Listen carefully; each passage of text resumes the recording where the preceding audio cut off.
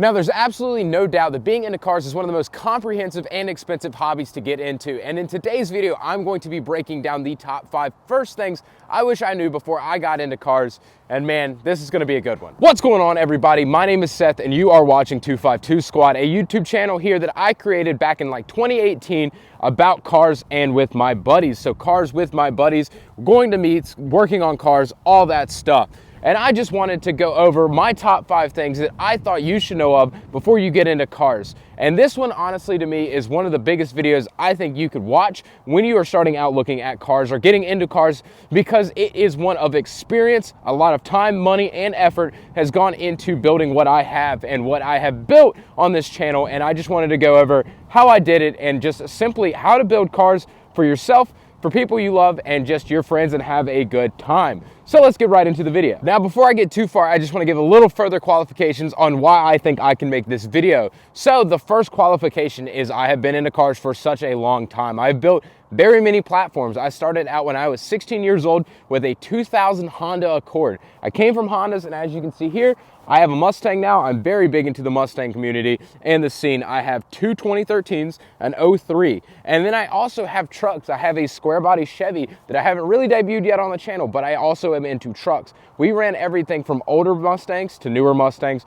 to Hondas. I have run with Volkswagens, GTIs, and stuff like that. So I have a lot of experience across pretty much every type of car, and as well as every type of racing or street application, everything like that. I've been in the stance scene. I've been in the drag racing scene. I've been in the street racing scene. I've been in a lot of things, and I've built cars for looks. I've built cars for performance, and I've built cars for me. And I just wanted to give you a few qualifications right fast, just so you know I can be trustworthy when I talk about what I'm going to talk about here. Now, the first thing I do want to go over with the cars, and the first thing I wish I knew, and that is just how expensive it is to have cars as a hobby. Cars have got to be one of the most expensive hobbies, if not the most expensive hobby. It is ridiculous what something can cost. Now, this one is my daily, so I am not that much into it. Just some lowering springs, an exhaust, some spoilers, stuff like that. But something very, very simple like this could easily run you $2,000 to $3,000 in modifications on top of the initial purchase price of a car. And honestly, the initial purchase price when you're into cars like me is probably the cheapest thing you can go to.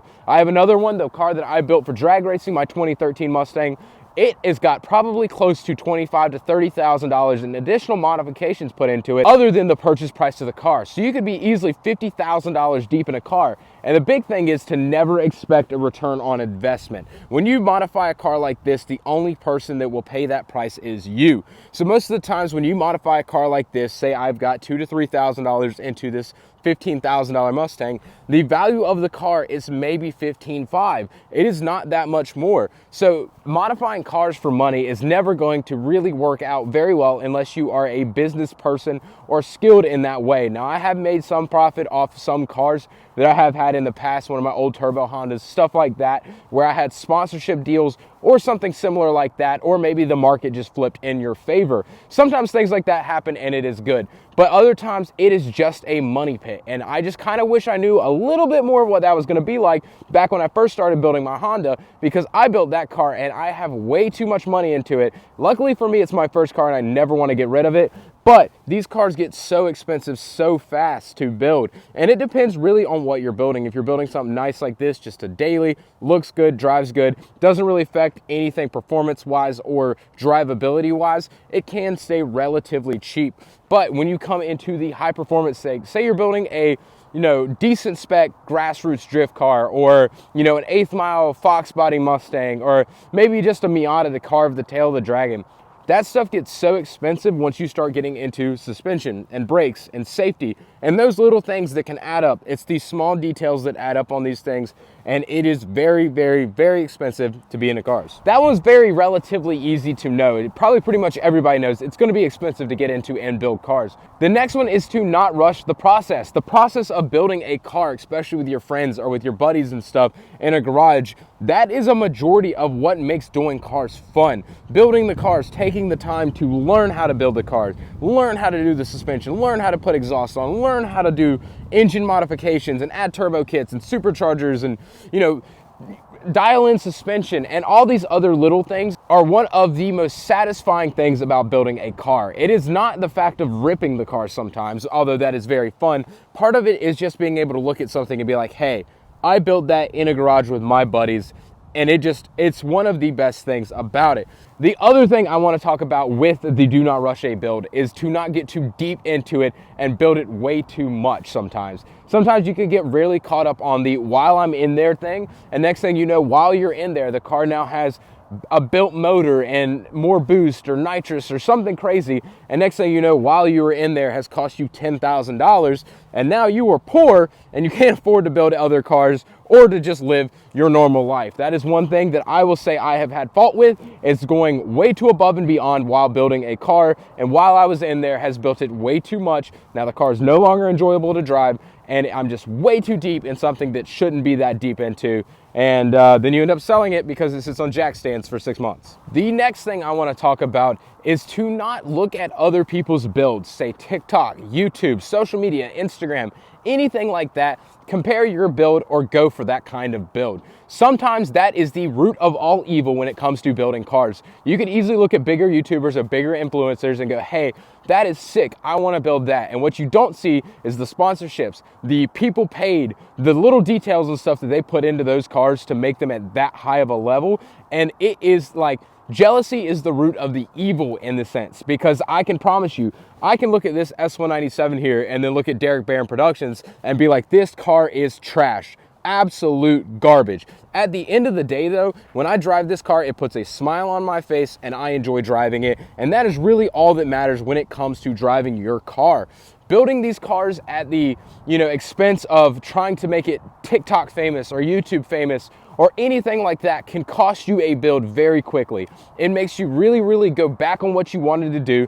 You double back on, build plans or anything like that, because those guys have to change things up consistently to keep viewerships. It's a business. All this stuff is a business. I know as well, doing this stuff to the cars is a business. And so when you look at them, especially like Jake Schnatter or all these bigger people, especially the ones who have been blowing up off TikTok and stuff like that recently, you can look at it and compare your build or to their build or compare yourself to them.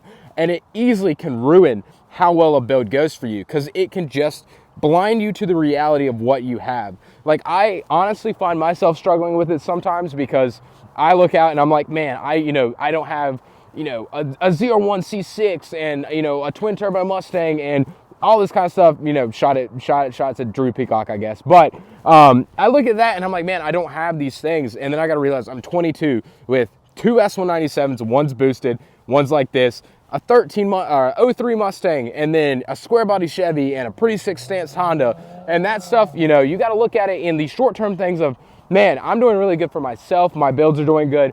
You got to look at it like that, especially when you're first starting out, because a lot of times when you're first starting out, you don't have the knowledge or you don't have the finances or anything like that to build these cars at that level of these guys. And so looking at those builds can really, really ruin your perspective on what a car build should be. They also are normally built very, very, very fast. Like, I normally hold content on videos and build series and stuff like that for multiple weeks or months at a time. That way, when I go to release it, it is all really quick. It keeps attention, keeps the audience to keep coming back to the videos. Because if you build a car over the course of a year and drop videos every 6 months or every 3 months, you normally lose the audience's retention.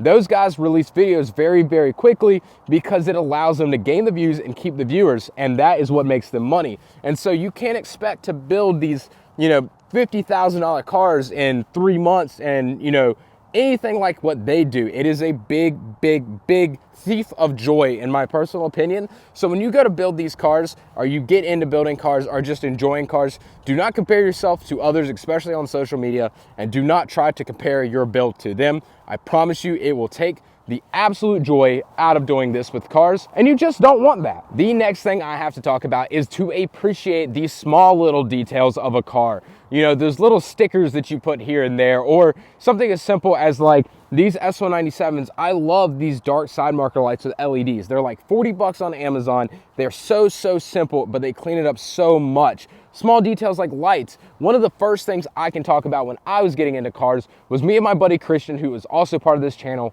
used to put lights in our cars. Back when he had an IS300 and I had my Accord, I thought it was the coolest thing ever to pull up to car meets, open the doors, and us have matching purple LED interior lights. Nothing crazy, something that cost 20 bucks on Amazon. I mean, kind of a ricer thing to do, but it was one of the most small detail things that I remember, and it made my experience with cars so much more enjoyable off the rip because of the small details, especially if you're starting out and the finances aren't there. The small things, the things that you will notice more will make the car more enjoyable for you, and you, I promise you, will enjoy cars a lot more if you can just appreciate the small details of a car. Like, there is a bunch of little key innuendos that I build in my cars that I know that people may not ever even know, and I just like them. Like, the calipers on my 03 are paint matched to the car, and they're CTS Brembo brakes in the front. You know, not many people look at it and go, oh, it's got Brembos on the front of a New Edge. Wasn't an option. It's a small thing. It is also a performance thing, but, you know, it's something that doesn't go as noticed as, say, the wrap or the wheels or something like that. Some people will pick up on stuff. The people who enjoy the small details will see the small details and enjoy it. And I promise you, you will enjoy cars a lot more, especially with the small details, the things that you notice by yourself and be like, hey, I did that. Hey, it's different. And it's something that just, you know, makes you happy. And that is the point of doing cars or being into cars, is it is something that makes you happy. And so those small details, I promise you, are one of the biggest things to take away about being into cars. Now, the fifth and the final thing I have to talk about the cars is kind of a circle of everything, and that is to build the car for you and enjoy the car for you. There are way too many people out there nowadays trying to build cars for, like I said, the TikTok, the Instagram, the YouTube, all that stuff. Try to build it to please others, please buddies, please coworkers, please everything. Like, building cars so I can show up to the family functions and be like, dang, he made it. Like, you know, he's got this and I don't have that. Trying to build that up. Do not build cars for that. If you do, I promise you, you will ruin the car scene. It is a big thing that you see going on right now. If you think about Slammed Enough Gatlinburg, if any of you have followed that, they had a bunch of clout chasing fools out there doing donuts, causing riots and things like that, and it ruined it for the true car people out there who just wanted to go and have a good time, enjoy their builds and everything like that. People ruin it. H2OI ended up that way. A lot of meets and stuff that I go to, man, I'm a Mustang guy. We do a lot of dumb things. You do not have to do burnouts and stuff leaving to gain attention. I understand if your mommy and daddy didn't like you a lot. You don't have to put it into your cars. Build them for you and do not clout chase on cars. It is probably my hardest talking point, and that's why I left it to the end. I am so sick and tired of people putting chrome wraps on Toyota Camrys and chopping the exhaust off and da-da-da. Like, if it makes you happy, it makes you happy. Do not go up to meets and talk crap and like absolute diss on people's stuff, because honestly, your car isn't crap. And I hate to say it, but respecting all builds has ruined a lot of things. Build the car for you, and if you don't have a good build yet, or if you're in the process of building it, do not ever take away from something somebody else has built. If I pull up in this car and I see another S197 that is way cleaner, way nicer, like I said, don't judge, but do not go up to that other person and be like, hey, you know, say this had Brembos, be like, bro, you have base brakes, mine is nicer. Don't ever do that. Do not overplay yourself or your car. Do not do dumb stuff with your stuff to gain attention. People do not care. Also, if you have a VQ, stop putting flame tunes on it and doing pops and bangs in the middle of the meet. I have a two-stepping Mustang. I do not care. For the love of God, stop getting police to shut down meets because you can't act right. Take that crap to a track. And if you can't drive, it's okay. Just say that. Your Charger, one-wheel peels everywhere. I don't care. I am so over this stuff, you can't tell. Build your car for you. Do not act like a fool and just enjoy the car scene. Stop being dumb, for the love of God. But after that rant, and now finally I've gained my breath, that is pretty much all that I have to talk about with these cars. That is 5 things I wish I knew before I got into cars, and things I still need to grow and learn on for some things and some topics, because it is a very vast and wide scene. There's very many forms of racing and cars and meets and events and stuff like that. There's things sanctioned for sliding and burnouts, and all of that is great. And you go to that and you have a fun time. Or there's chill meets where you chill and go up and talk to people. For the love of God, go up and talk to people at park and chills. They want to hear you compliment their cars. They enjoy building it, and they build cool cars. Build cool cars. Stop building clap boxes, please. And if you do build clap boxes, there's nothing wrong with it. Just know your place. Stop respecting all builds, guys. It is not worth it because you're egging things on that shouldn't be egged on. I understand you trying to be nice, but the Toyota Camrys and stuff got to stop coming to meets and doing dumb things. But that's pretty much going to be it for today's video, guys, talking about 5 things I wish I knew before getting into cars. And I appreciate every single one of you for clicking on this video and supporting my small little channel. If you don't mind subscribing to the channel and clicking that like button. And yeah, if you have anything you disagree with me in this video, I'll be down to debate it in the comments or talk to you in the comments or DM me on Instagram. We'll talk there. But yeah, guys, that's going to be it for today's video. Thank you so much for watching. Y'all have a great rest of y'all's day. Remember to build your car right. Peace out, and I'll see you in the next one.